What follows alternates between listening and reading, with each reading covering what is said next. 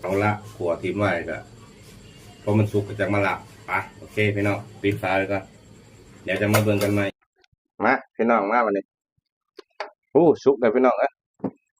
มาเบิ่งเดี๋ยวไปลาบกันเลยพี่น้องเลยไปลาบกันมาพี่น้องลาบได้แบบนี้พี่น้องเมื่อกี้เนี่ยไหม้เบิดพี่น้องนี่หอมพี่น้องมาปรุงเจะนำปลาแดกดิบพี่น้องพี่น้อง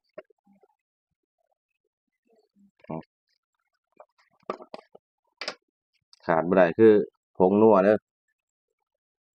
ผงนัวเลยพี่น้องใช่หน่อยแซ่บหน่อยแซ่บหลายแซ่บหลายเพิ่นว่า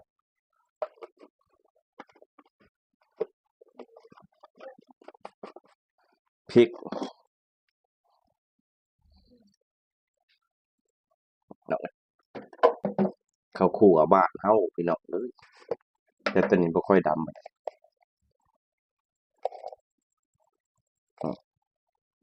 นะอืมไปเลย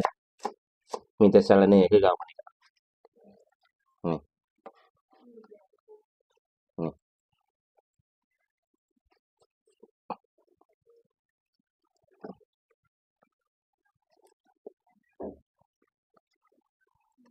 นะอันข้าวคั่วดำก็สิออกดำๆหน่อยสิแซ่บ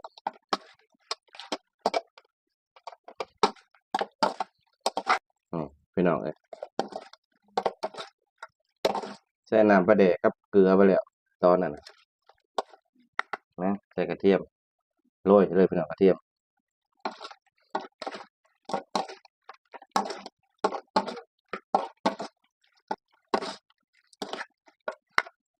นะลองมึงชิมมันกันพี่น้อง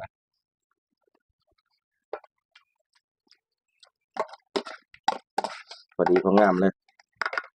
สุดยอดพี่น้องไปตัดใส่ถ้วยเรียบร้อยมากินน้ำกันนะครับพี่น้องได้แซ่บๆเด้อ